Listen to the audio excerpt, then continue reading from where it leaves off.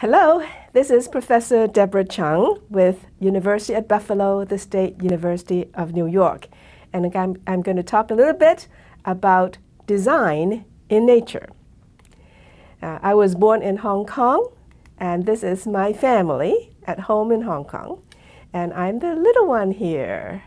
My mother is Rebecca, and my father is Leslie. Both of them took part in fighting during World War II. My father fought with the Hong Kong Volunteer Defense Corps, and he was actually wounded in action very badly with a facial nerve cut.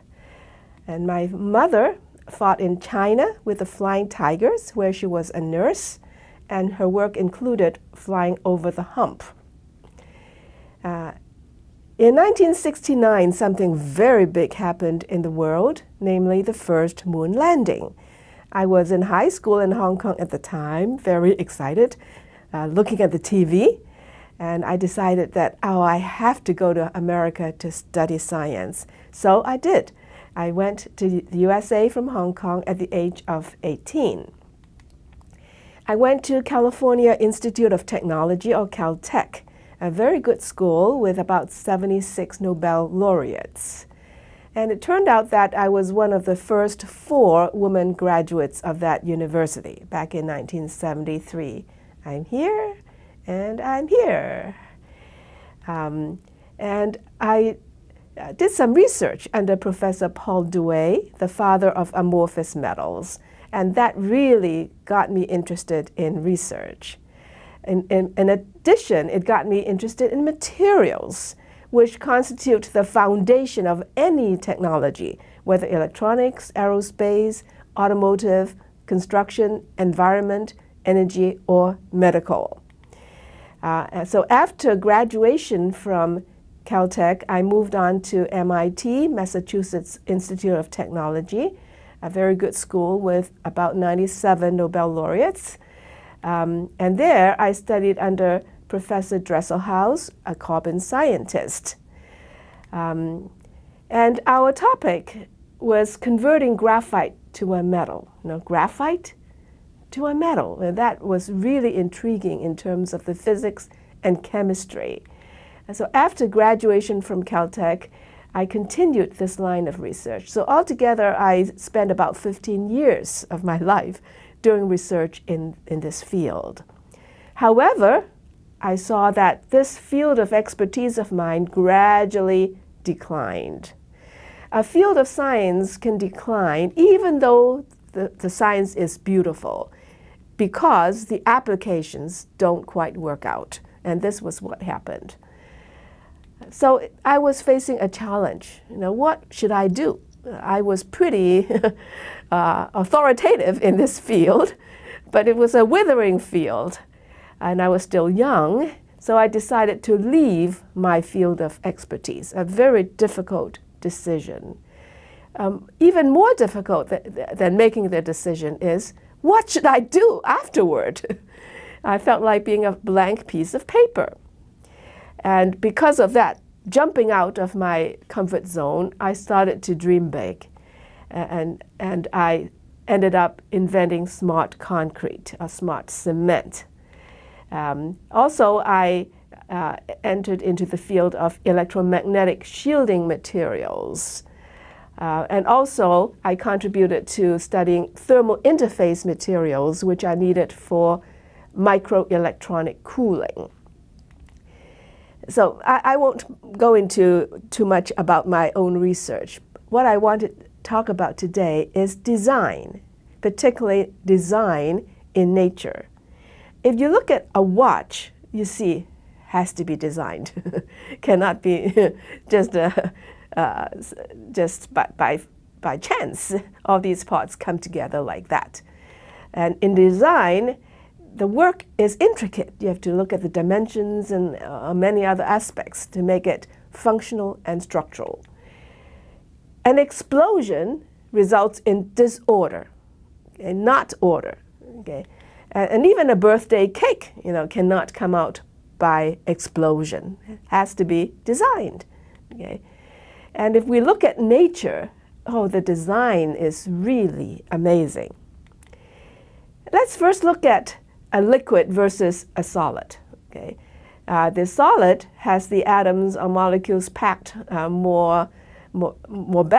packed better, and so the solid is denser than the liquid. This is the norm. However, there is an exception, and that is water, H2O. Each piece here is one H2O molecule. In the case of water, these molecules are pretty packed together like that. But in the case of solid ice, the molecules are kind of propped apart like that. As a result, the ice is less dense than water, opposite from the norm. Okay? And this aspect of ice being less dense than water is very, very important. And ice floats on water because of that. And ice on the lake floats on the water. Okay?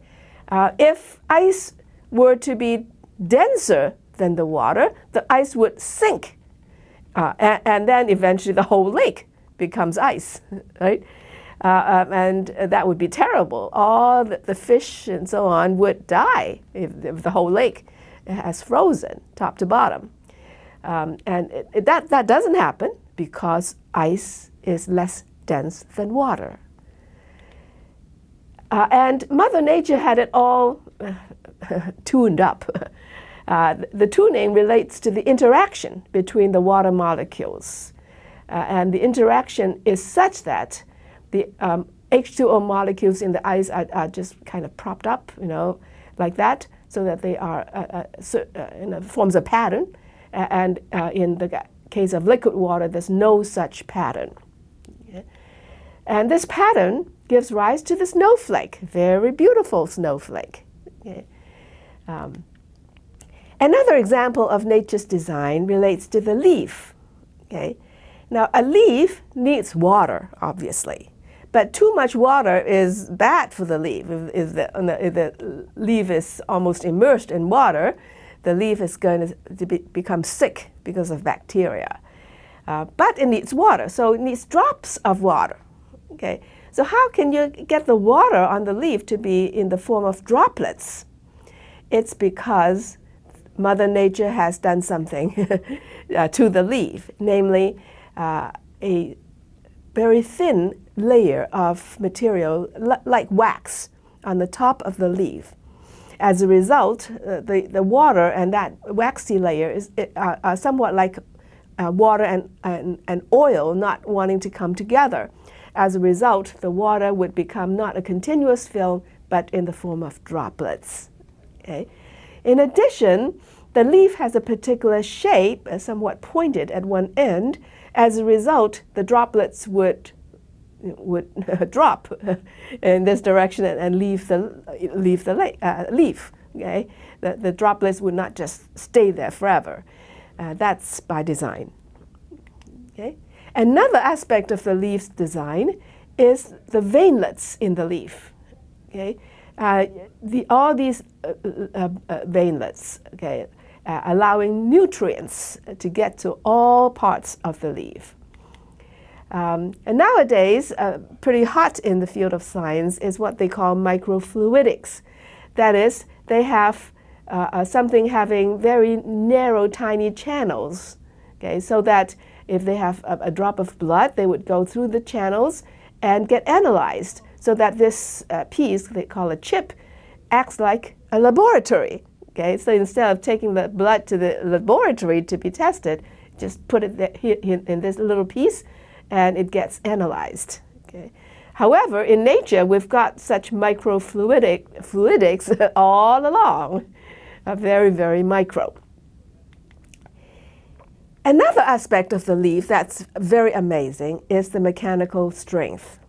And the strength is particularly good in case of leaves that are long and thin like this, long in one direction. Okay? Such leaves have fibers in them that are very strong. An example is this plant called sisal. Okay? And one can disintegrate the leaf and get the fibers out of that. Okay? And the sisal fibers can be used to make this handbag, among many other items. Okay? Nowadays, we often think of glass fibers and carbon fibers. These are synthetic fibers, not natural fibers. Carbon fibers in particular are good in that it's light and also strong at the same time, so it's good for aircraft. Okay? That's wonderful technology. But if you really think about it, it really follows from the natural fibers.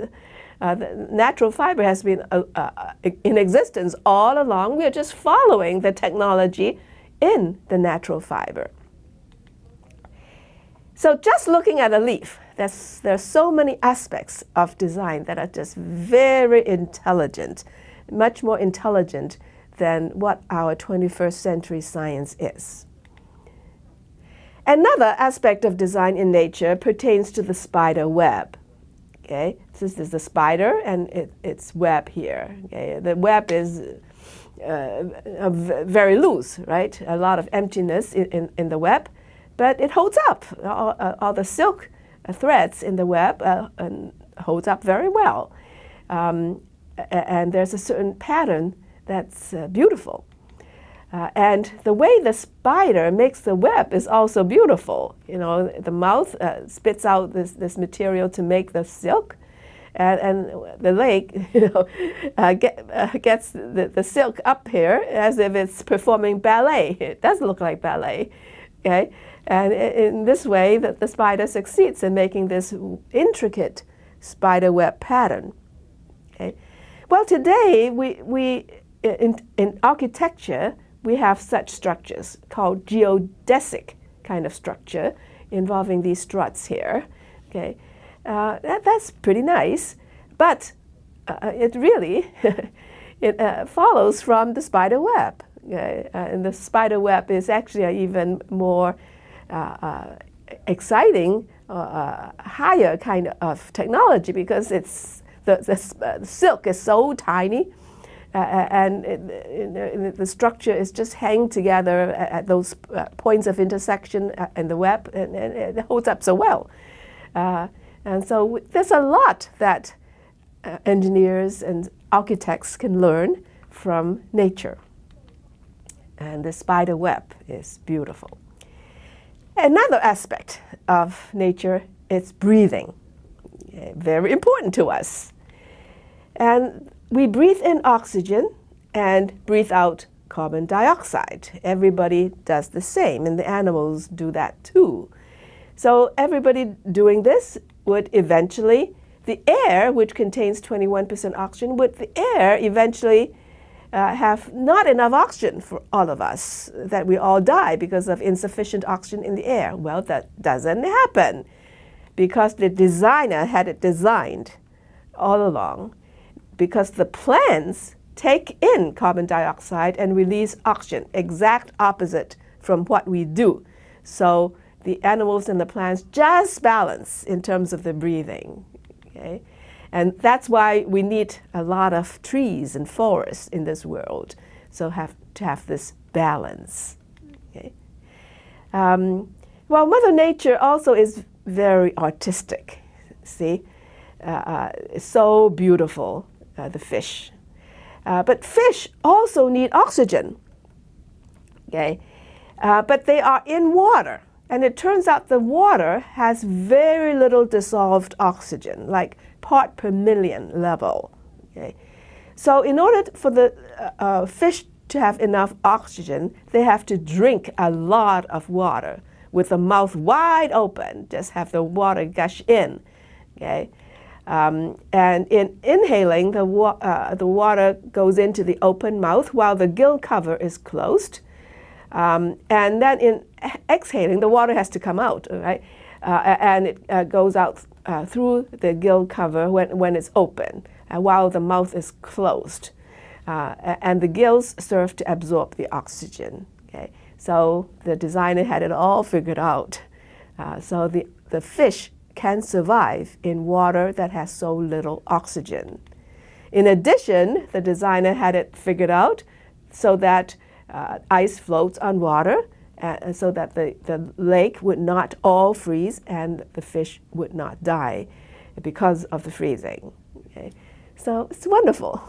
The Creator had so many aspects of nature designed for the fish. Okay? Well, the birds, wow, so beautiful. Okay? The intelligence behind the design of the bird is even more tremendous. The bird needs no airport runways, right? It goes up and come down. It can come down on this wire very comfortably. No aircraft today can do this. Okay? And there's no need to recharge batteries. There's no batteries anyway, and no pollution. Okay? In addition, the bird is very agile, fast, durable, and small size, and quiet. Okay? And being able to be so functional and yet small is amazing. And being so functional and yet quiet is also amazing. The aircraft is not quiet. Okay? Now, today's aircraft have limited agility, okay, compared to the bird. It needs airport runways. It gives pollution because of the combustion engine. It's noisy because of the propulsion. And it's big. Okay? You can say it's clumsy. There's so much aerospace engineers can learn from birds. Well, we are trying. Okay? The US government actually is trying to develop this air taxi, looking like this, sitting here, and supposed to travel with people inside from one point in town to another point in town. It has to be quiet, otherwise the town would be full of noise. Okay? And so the propulsion with the combustion engine would not be possible because that's too noisy. And so they have to rely on batteries, but then it would take tremendous amount of batteries to drive an aircraft. Okay? So there's a lot of technological hurdles, but it's under development. Okay? So we are a long way from the technology of birds. Not only that, our technology has a lot of mishaps. Say this American Airlines Flight 587, it fell down onto New York City in 2001, killing over 200 people. And that turns out to be because the tail of the aircraft got detached. Okay? And that's because of the screws and nuts, the fasteners, as we call them, not functioning well enough, and it just came off. Okay? One would think, wow, such fastening using screws, that's a matured technology, but that's what happened. Okay? In 2003, this space shuttle went up, but then upon re-entry, disintegrated, and all 7 astronauts died. And that was because some of the thermal protection tiles on the space shuttle came off during takeoff. And these tiles are very important because during re-entry, the vehicle gets very, very hot. And because some tiles had been detached, the space shuttle could not survive the re-entry. So it was a joining problem, an adhesion problem. One would think, wow, such joining, it's mature technology. But that's what happened. Okay. Now this is the tunnel that goes to the airport in Boston. They call it Big Dig Tunnel. And this tunnel has a concrete drop ceiling. And these concrete panels are hung from the top using steel. And there's a joint here between the steel and the concrete. But this joining is not so great. And they had some of these concrete drop ceiling fall down, and one woman died because she just happened to be in a car right there at that time. And so it was a joining problem again, adhesion problem again. So this is what I mean by our technology having so many mishaps. We can never be very sure. I talked about the sisal fiber. Okay, now inside one leaf there are these fibers. You cannot just take a tool and take a fiber out of the leaf. You cannot do that because the fiber is very well joined to the rest of the leaf. You cannot pick one fiber and take it out. Okay, the joining is excellent. So the way to get the fibers out of the leaf is through some chemical or thermal processes. The joining is excellent in nature. Another example of the excellent joining in nature is for our teeth. You have the top layer and the layer below. And it's not easy for the top layer to come off, even if you eat in a very rough way. It's not easy to get the top layer to come off. The joint is really good. However, if you have tooth filling, then that's a different ball game. After so many years, the filling might come off. Okay? And again, that's a joining problem. When we look at Niagara Falls, it's really amazing, right? Such a majestic scenery.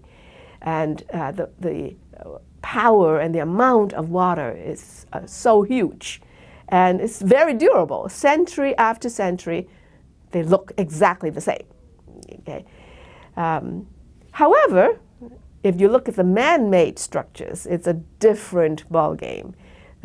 This is the levee in New Orleans, and it breached, that is, it broke, and the lake water just gushed into the city of New Orleans, and this whole city became flooded, and many, many people died. Well, steel reinforced concrete, that's a big thing in civil engineering, okay?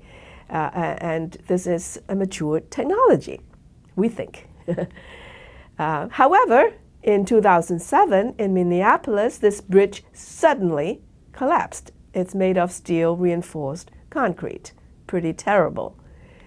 And not long ago in Miami, a part of this building collapsed before and after. Okay? Again, steel reinforced concrete involved in the building. Now it turns out that the steel inside the concrete can get corroded, especially if the structure is near water. Okay? But without the steel, the concrete is too weak. Okay? So you need the steel. But the steel has this corrosion problem, and that's is the issue here. Okay? Now, the concrete without the steel looks like this. It's got stones and sand, and they are all joined together by using the cement, which acts like a glue. Okay? But this gluing or this joining is not so great. Okay? And that, as a result, the overall concrete is not really that strong. Okay? And that's why it needs the steel reinforcement. If we look at nature, it doesn't use steel reinforced concrete. It's just rocks, these rocks, no steel inside. Okay? And here in this cave in Greece, there's water, okay, right next to the rock. But no problem. Even though the water is right next to the rock, there's no problem. There's no steel involved, okay, no concrete involved. And here it's a waterfall in New York State, and the water in the waterfalls touches the rocks. It's not just near, it actually touches the rocks. And even though it touches, no problem. The rocks hold up very well. There's no steel in the rocks. Okay? So nature's structural engineering is actually higher in technology than our structural engineering. This is a big, big rock. This is a little person standing there. There's no steel in this rock, but it's holding up very well, standing very stably. Okay? All right, let's look at another aspect of nature, and that is the eye, our eye. Our eye has this kind of structure. You have the lens in front, focusing the light onto the back, which is the retina that contains the sensors, the light sensors, and a very intricate, dense array of light sensors that allows us to see the image. Okay? And the collection of light sensors is so intricate that it's more involved than an integrated circuit. The integrated circuit is supposed to be very intricate, but the array of light sensors on our retina is even more involved than the integrated circuit. Okay? This is actually a machine, okay, with various components that have to be positioned in the right place relative to one another, and each component has to perform adequately in order for this eye to function. Okay, so this is a machine that requires design. Okay? Darwin was the person that put forth the theory of evolution, and he saw this loophole in his theory, and he said, complex organs such as the eye would be difficult to explain in terms of the gradual, stepwise process outlined. Evolution refers to that gradual, stepwise process. You know, one thing coming, another thing coming, but that can't explain how you have all these components together so that the overall machine can function, such as the eye. Another aspect of the design of the eye that's very interesting is the sensitivity of the eye to various colors. Okay? This is the sensitivity, depending on the color. Green is the most sensitive color. Red and violet are less sensitive. Okay? And the designer had it figured out so that nature is full of green, so that our eyes can appreciate nature in a most comfortable and sensitive fashion. Okay, okay, another aspect, very important, fundamental in biology, is the cell. Okay, this is a single cell. It's got cell membrane and lots of various stuff inside, various proteins and various signals going from one point to another, secretion and so on. And most importantly, you have the nucleus. And inside the nucleus, you have the DNA, which is a molecule that contains a lot of data, namely the genetic code. Okay? The genetic code differs between one person and another person. It also differs between a cat and a dog. You know? And so through this DNA, through the genetic code, we can differentiate among all the billions of people in this world. And this digital information contained in the DNA was introduced to the universe from the very beginning when these creatures were created. Okay. Who introduced the digital information? Is the creator. The creator is a programmer with an infinite number of algorithms. Amazing computer science. This is computer science of the creator, not the computer science of human beings. Now this is the cell wall, okay, and inside the middle, that's the nucleus with this DNA there. The cell wall has a membrane, and it's got a motor inside. And so it turns. And the diameter of the motor is only 50 nanometers, and the speed of rotation is 1,700 revolutions per second. No man-made motor can have such functionalities, being so tiny and rotating so fast. And through this rotation, the propeller then moves, and that's how the bacteria can swim along. Okay. Now, more important than the bacteria swimming is our heartbeat, right? Our heartbeat is crucial, otherwise we would die, okay? And how does our heart beat? Okay. Well, there is a cell here that is responsible for giving out the signal. One signal, one beat. Okay? And the signal is transmitted from this cell to other cells.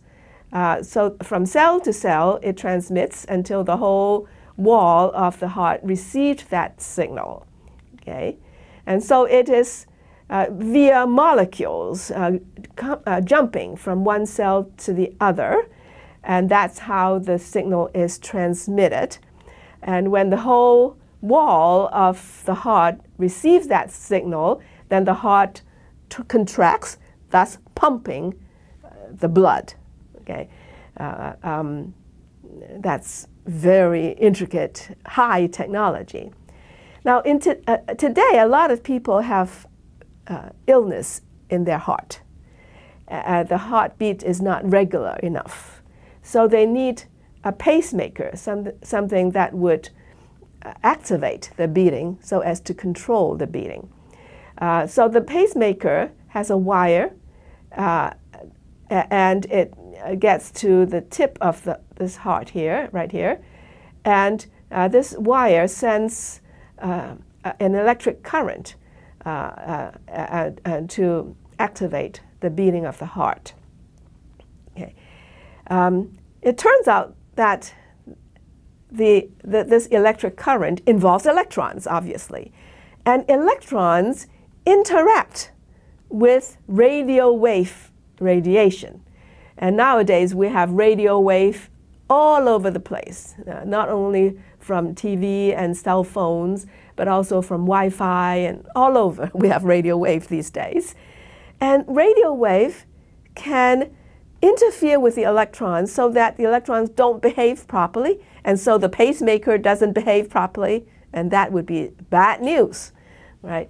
There's one place where the radio wave is particularly strong, and that's MRI, okay? Magnetic resonance imaging that is widely used now for looking at various organs that you cannot look at by X-ray. And there's a lot of radio wave here, not only magnetic field.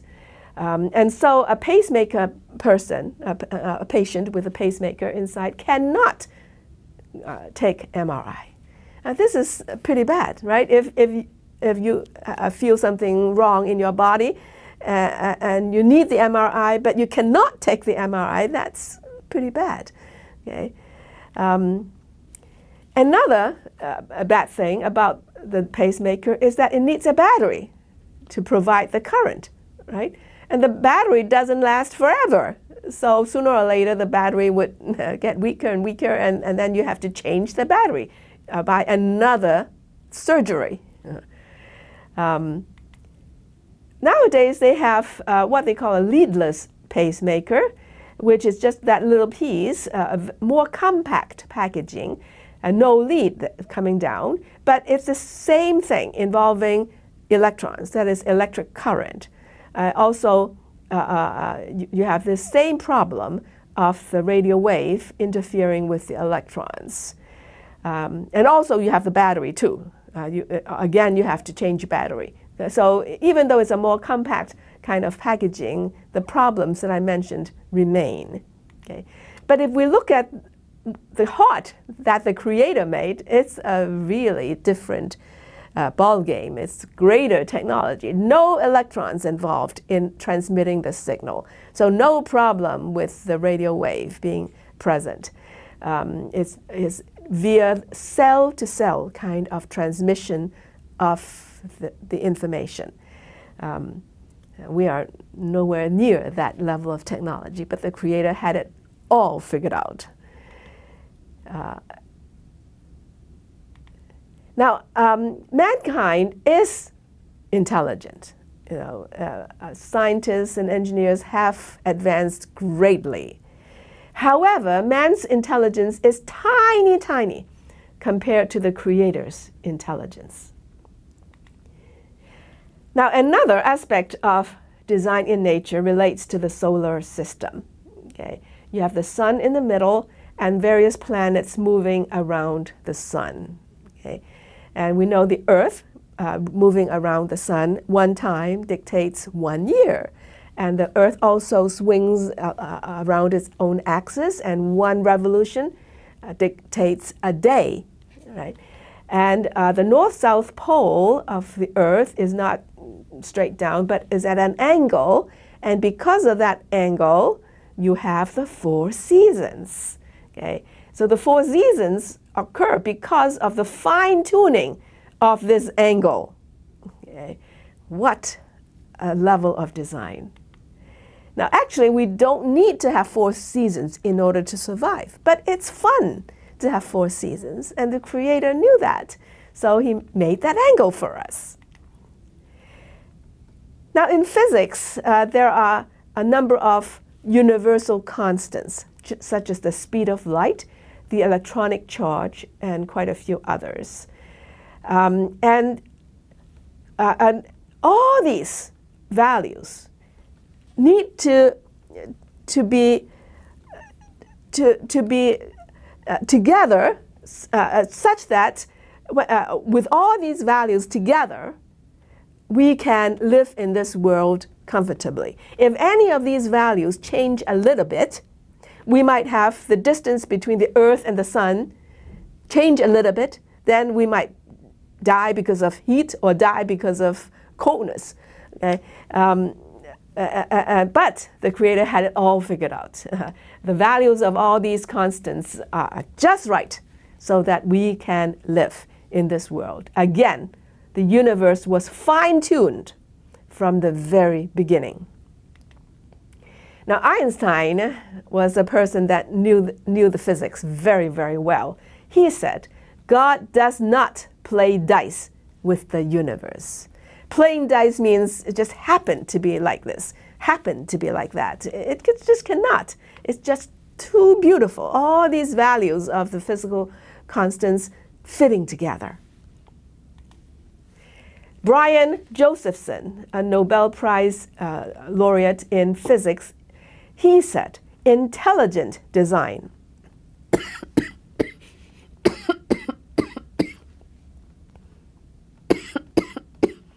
intelligent design is valid science. The Bible says, for since the creation of the world, God's invisible qualities, His eternal power and divine nature have been clearly seen, being understood from what has been made, so that men are without excuse. 2 of my great-great-grandfathers were Reverend Chow and Reverend Wen.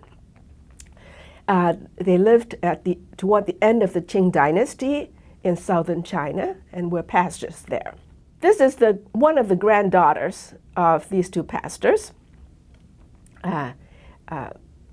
Li Sun Chow, my grandmother. She attended Hackett Medical College for Women, which was founded in 1899 in Guangzhou by missionaries from America. And this is the first medical college for women in China. And she graduated around 1915 and became a physician in the same hospital. And this is one of her medical books. It's in Chinese. It's titled, The Secrets of Men and Women. Talks about the reproduction process, how to have babies. Well, those concepts maybe were secrets in those days, but today they are not really secrets.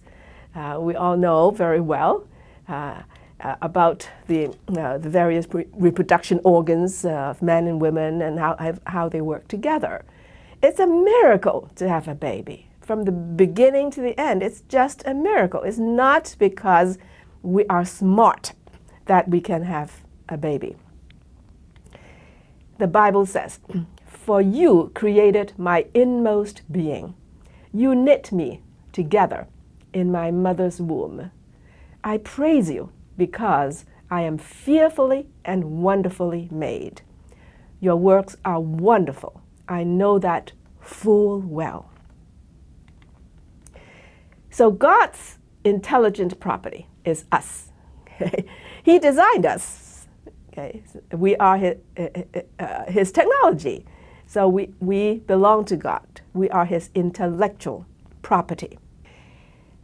We have seen this picture in a lot of books showing the evolution from ape to man. And this is actually conceptual because the ape man, the four in the middle, are actually drawn there. They're just drawn there. Okay? Ape man meaning not an ape, not a man, but in between.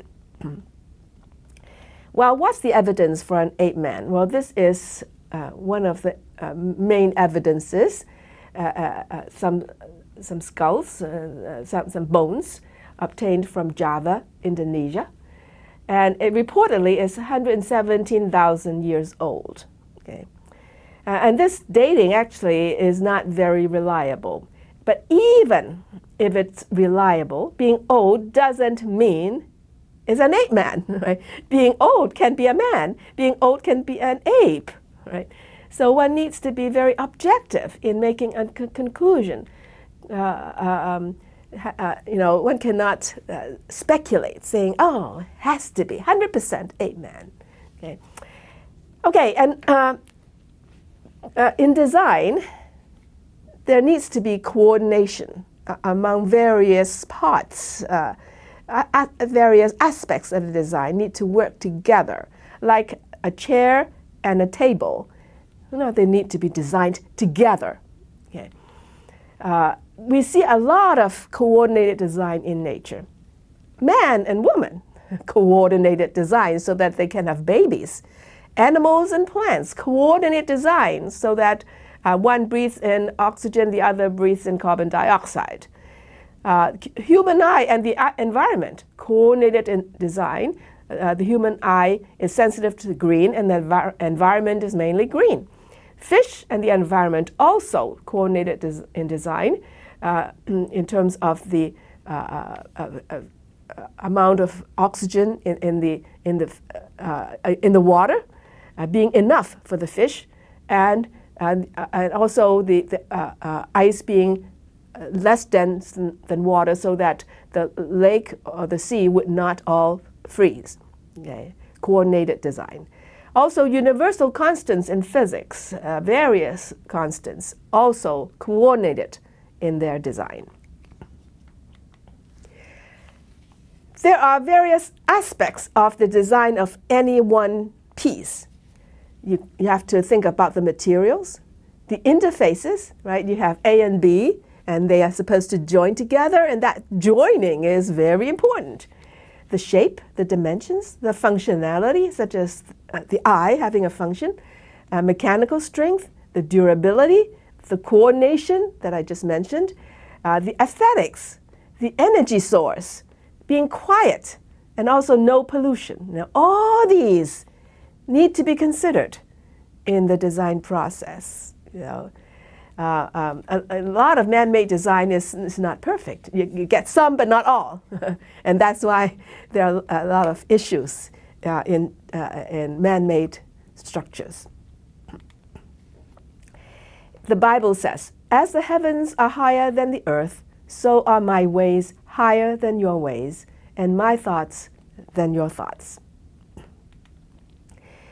We often think of scientists as being very objective, doing experiments and calculations very carefully and making conclusions that are very well supported.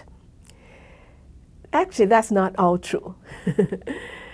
Look at this equation of Einstein. Mass being energy also. Okay?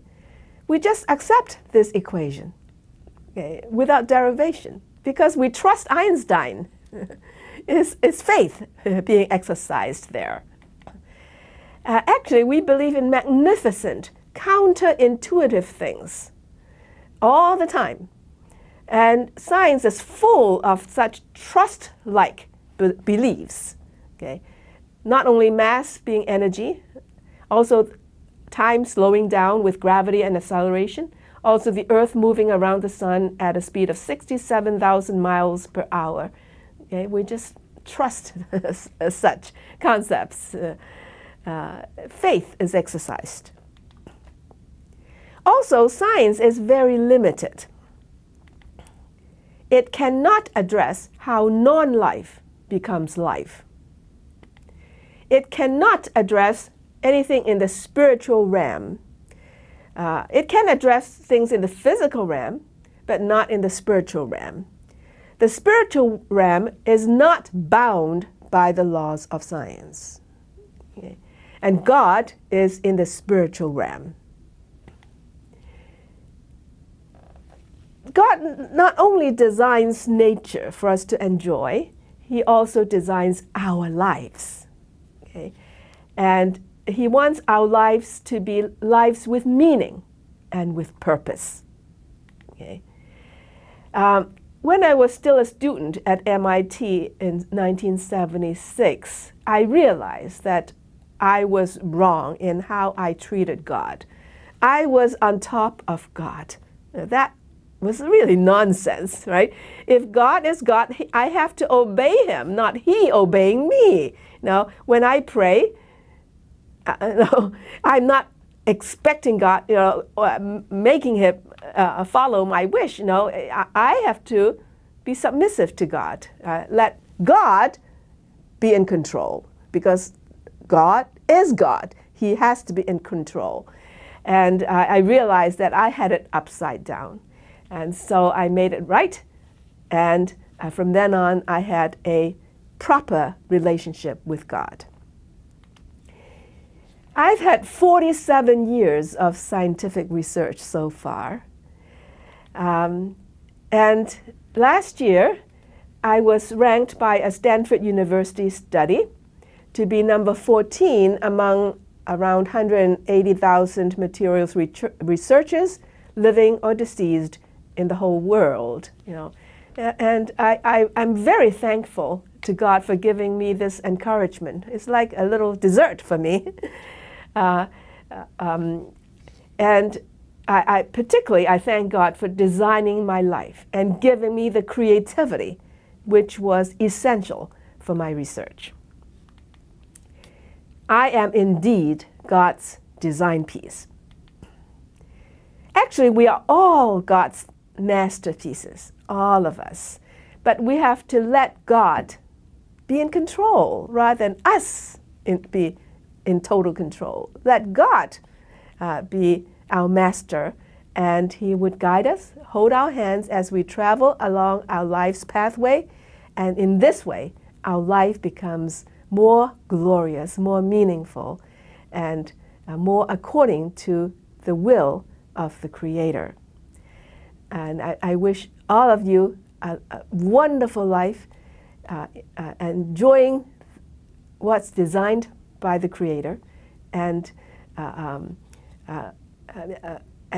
having not only enjoyment but power and holiness that God can bestow to us. Thank you.